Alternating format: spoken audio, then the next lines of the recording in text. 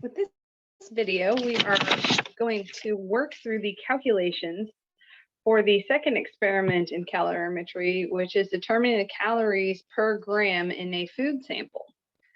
So most of you have filled out this table right here. And with that, recall that you took a Cheeto and combusted it or burned it. And then that heated up water that was sitting in a Coke can. And so we want to determine the amount of energy or the calories, right, from that food source per gram of that food source. So that's our goal, is to calculate calories per gram. Okay. And the calories is the Q.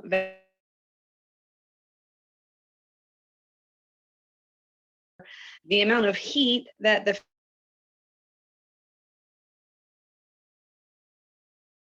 is going to be equal to the amount of heat that the water absorbed.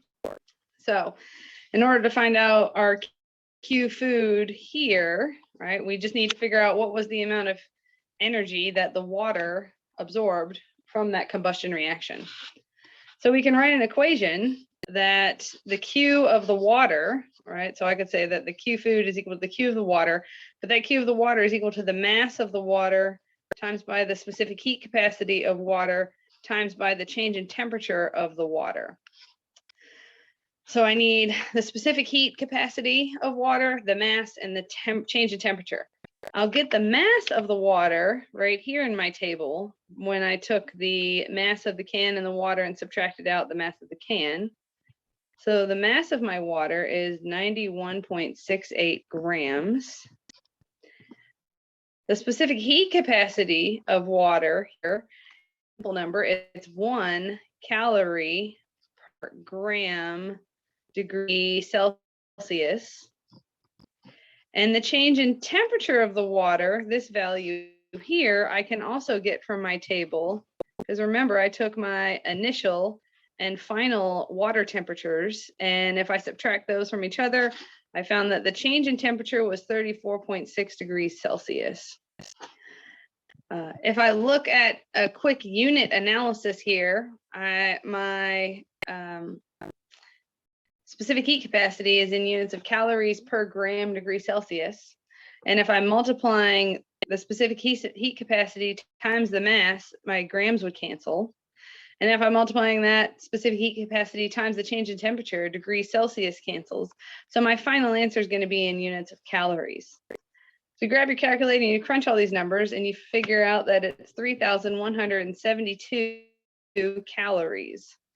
Now, if I take into account significant figures, let's see, I have 3 significant figures in my temperature. I'm not going to look at the significant figures in my specific heat capacity. That's just a known value.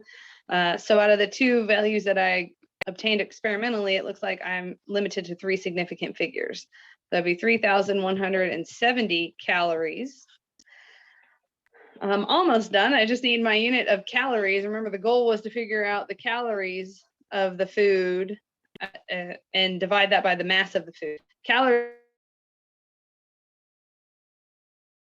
though, has to be big letter C, regular calories. So I need to convert this to kilocalories. So converting calories to kilocalories, you move the decimal place 3 to the left. That'd be 3.170 kcal, or capital C calories. So that's how many calories it is. So 3.170 calories divided by, and now I just need the mass of the food. And so that value you will find by subtracting from the initial food mass, the final Cheeto mass that was left, because remember, it left like a char amount on there. So if I subtract those 2 numbers, I get 1.47 grams. So if I divide 3.170 by 1.47, I should get 2.16 calories per gram. Kind of ran over into my work to the right, but why 3 significant figures? Well, I've got 4 significant figures on the top and 3 on the bottom. Actually, I should only have 3 on the top because I was only certain to 3 significant figures over here. So 3 sig figs and 3 sig figs. So my final answer should be to 3 significant figures. How does that number relate to what's on the package? That's a good question. So if you looked on the back of the package, you would see that there's 160 calories in 28 grams. So if you were to crunch those numbers real quickly, you would determine that it's 5.7. It's 2.16. So if I were to calculate the percent error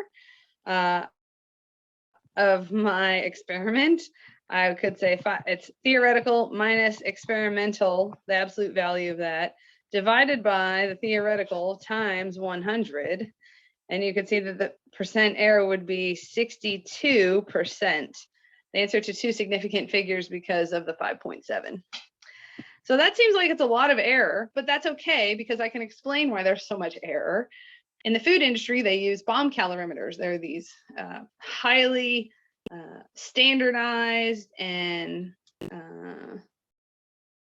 analytical devices. And in our lab, we've used a soda can.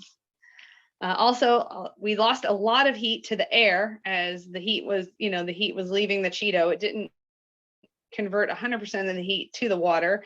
We lost some to the aluminum can, but mostly we lost a bunch to the air. So that explains why we didn't get closer to, a 0% error and why our values are so far off. So hopefully that helps to support some of the content that you're learning in lecture about calorimetry.